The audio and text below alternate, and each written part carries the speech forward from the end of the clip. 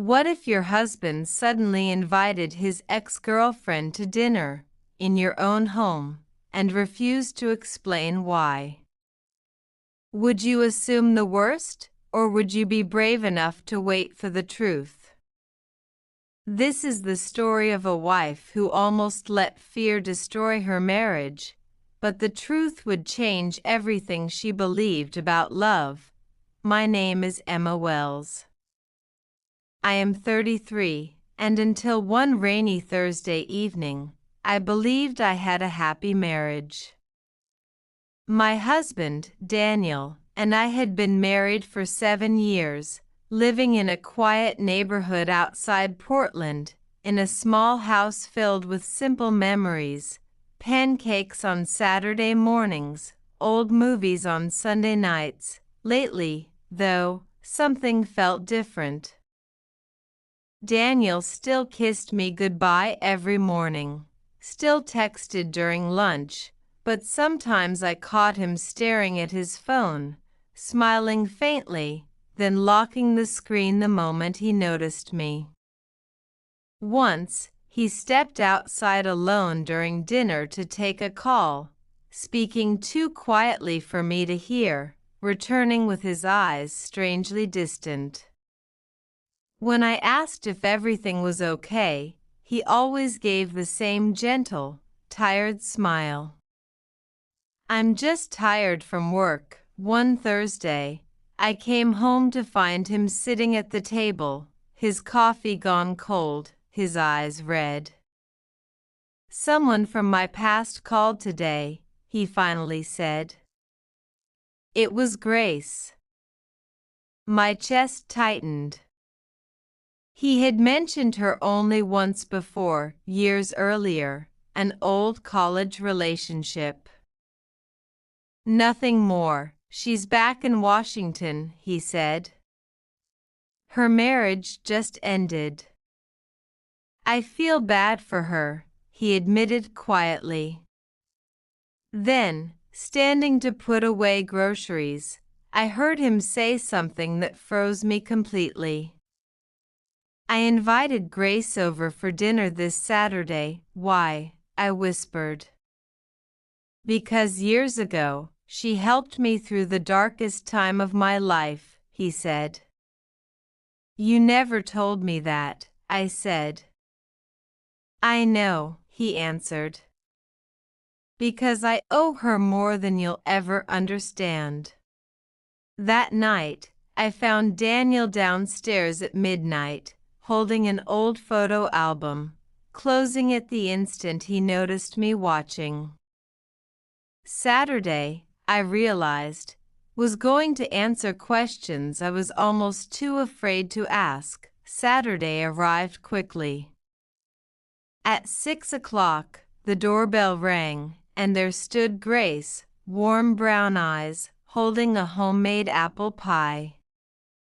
You must be Emma, she said politely, her smile careful, almost guarded.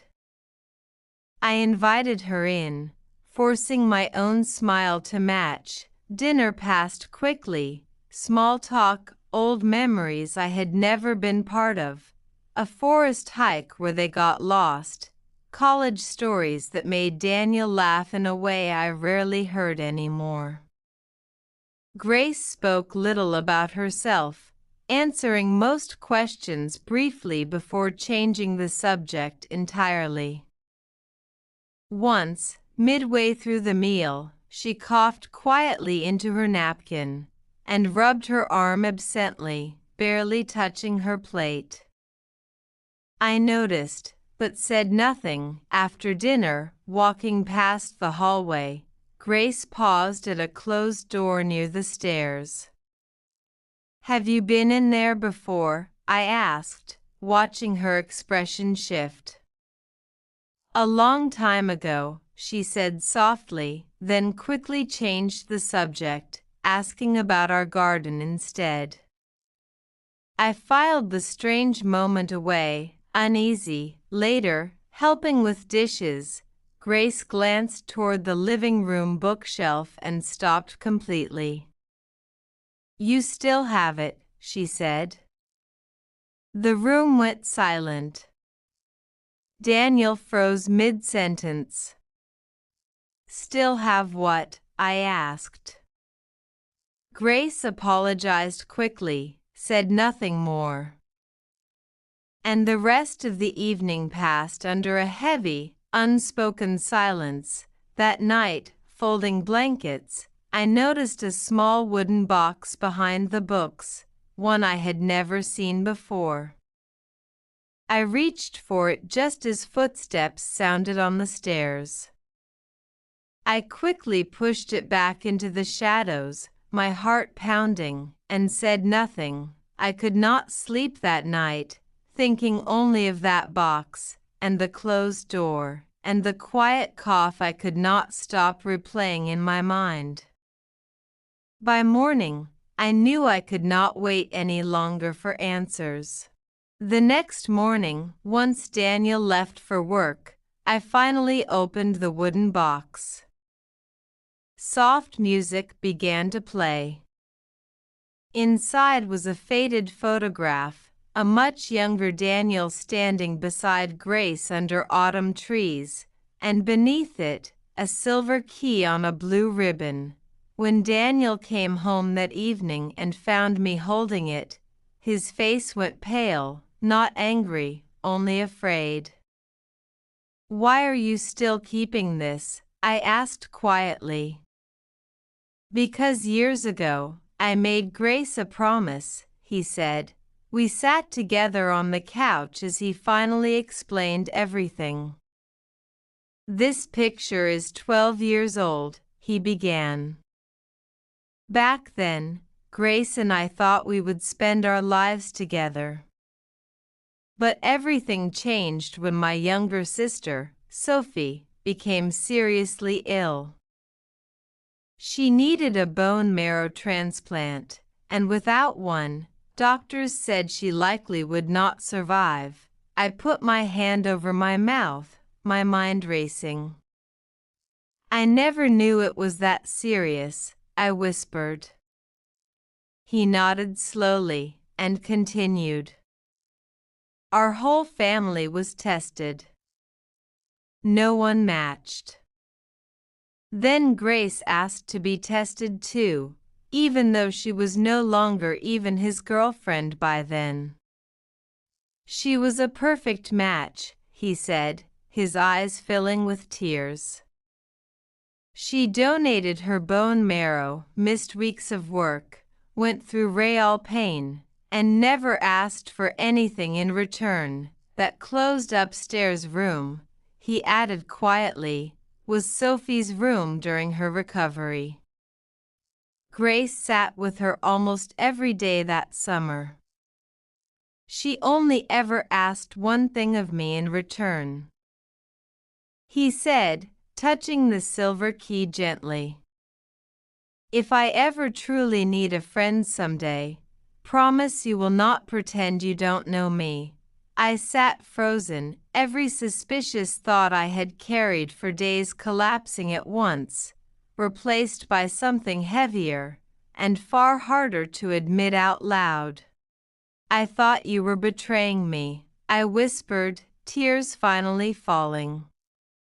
"I imagined every terrible possibility, and the entire time, you were only trying to honor someone who saved your sister's life." "I am so sorry, Daniel." He pulled me into his arms immediately. "You had no way of knowing," he said softly. "I should have told you years ago, instead of letting you imagine the worst alone." I held on to him for a long moment, feeling years of quiet fear finally leave my chest. The next afternoon, my phone rang. It was Grace, asking to meet for coffee. We sat together at a small waterfront cafe. "I owe you an apology," she said gently, "for staying so guarded, and for that strange moment by the door. I did not know how to explain Sophie's room without telling you everything myself, and it was not my story to tell. She handed me a folded envelope, a letter Daniel had written years earlier, one she had secretly kept a copy of. Near the bottom, one line caught my breath completely. I hope someday I meet someone who makes me smile the way I smiled before life became difficult. He found that person, Grace said softly. Just then, standing to leave, Grace pressed her hand against the table, her face draining of color. Grace, I said, alarmed, right before her knees gave way completely. I called Daniel with shaking hands, and the words he whispered back filled me with a fear I never expected to feel for a woman I had once been angry at. Grace collapsed, I said, my voice breaking. Silence, then one frightened whisper. Oh no. It's happening again. At the hospital, a doctor finally explained everything. She has been fighting cancer, he said quietly, diagnosed almost a year earlier, the disease recently returning, made worse by stress and the long move across the country. Every quiet cough, every skipped meal, every tired smile suddenly made painful sense. I thought back to that first dinner, how little she had eaten, how carefully she had spoken, how tired her eyes had looked even while she smiled. I had mistaken all of it for guardedness, when really, she had simply been running out of strength over the following weeks.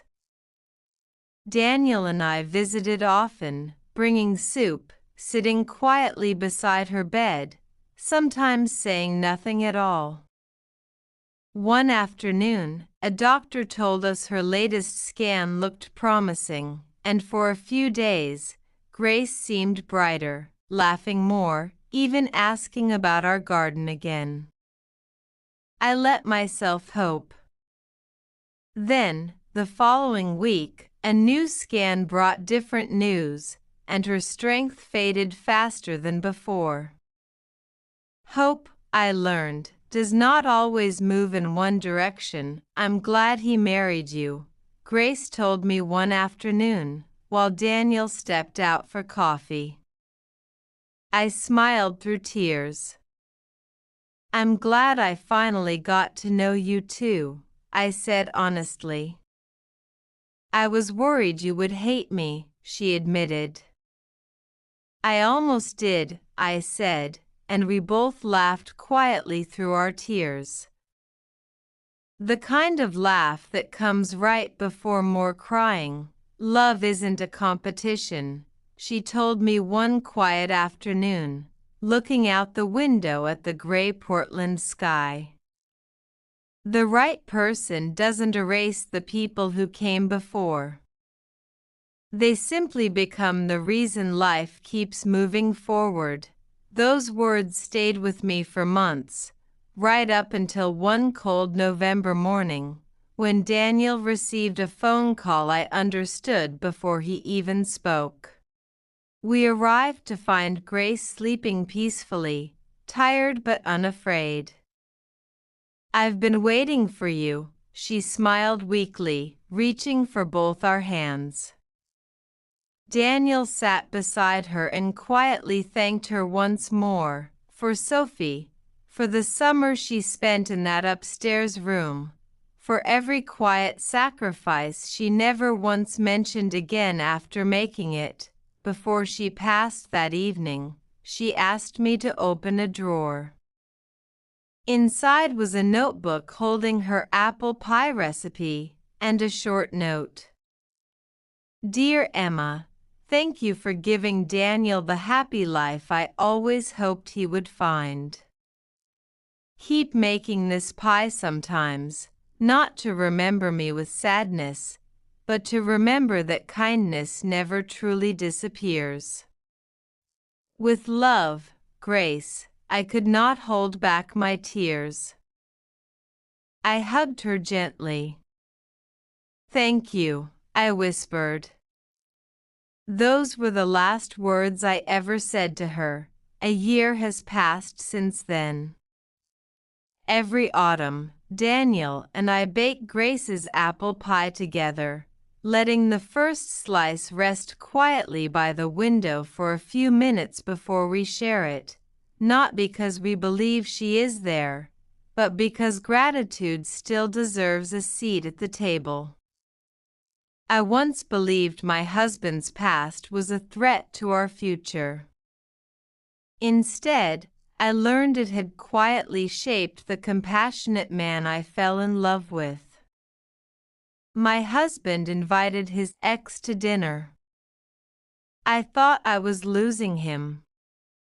Instead, I gained a friend, learned what real trust looks like, and discovered that sometimes the people we fear the most become the ones who teach us the greatest lesson about love.